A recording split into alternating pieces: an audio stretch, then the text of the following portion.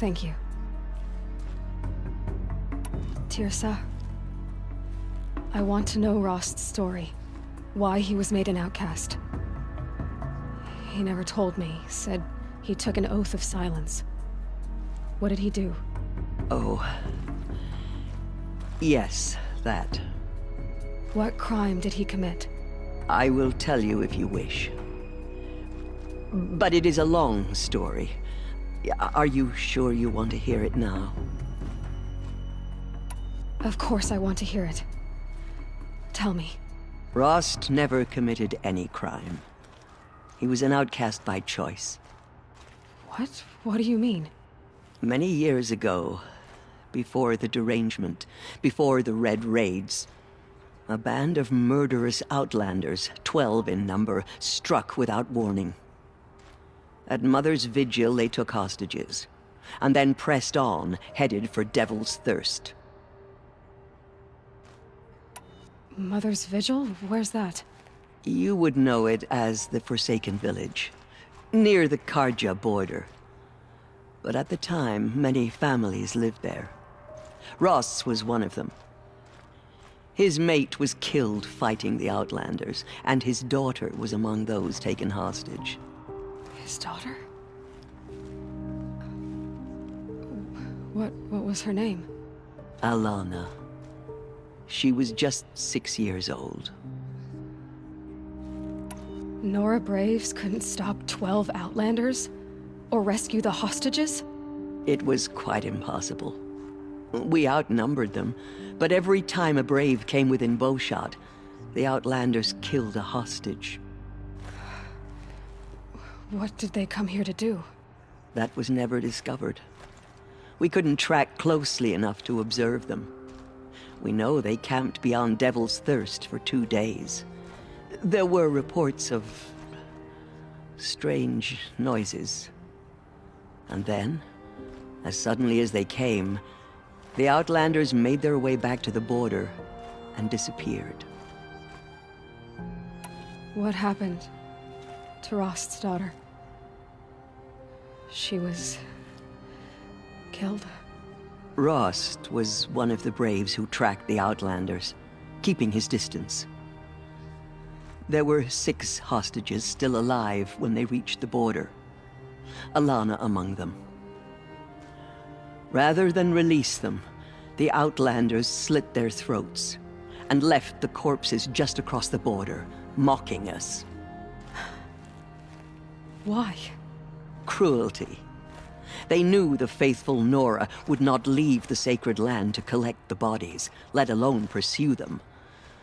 They thought themselves safe from our vengeance. Are you saying that Rost went after them? That he became an exile? No. Rost was beside himself with grief, but even so, he would never have broken taboo. Then what did he do? He called upon the most terrible and secret rite of the Nora tribe. He begged to be made a Death Seeker. A Death Seeker? What is that? One who dies to go seeking, and in seeking, brings death to others. The ritual drags the spirit from one's body, releasing it to All Mother's care. The heart beats, the mind thinks, but the spirit has moved on. I don't understand. Rost went after the Outlanders, but his spirit never left. It remained here with All Mother. He gathered the bodies of the slain and returned them. And then he set out in pursuit, not as an exile, but a weapon of vengeance. A barbed arrow shot from a bow, never to return. But Rost did return. Yes. A full year later, and terribly wounded. He collapsed at the border of the sacred land. A hunting party came upon him. He was delirious, in agony. By law, he should have died where he lay. But one of the hunters broke taboo, and reaching across the border, she dragged him to our side. Who was she? A brave who'd lost a mate and 2 sons to the very outlanders that Rost pursued. So, Rost never finished his mission. To the contrary, he killed all 12. Tracked them to disparate places the world over, he said. Meridian, Ban-Ur, the Claim, Utaru land, further even, into the Forbidden West. The last he killed nearly got the best of him.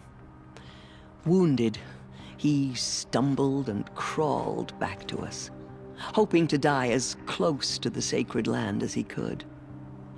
He never expected nor asked to be dragged across the border and nursed back to health. That was done to him, leaving us, the matriarchs, in a difficult position. Why couldn't you just welcome him back? Rost had been made a Death Seeker, Aloy. He no longer had any place among the tribe. By law, he should have been driven back out. But we couldn't bring ourselves to do that, so we offered a compromise. You made him an outcast. Yes. We offered to do so on the condition he never speak to anyone of this exception.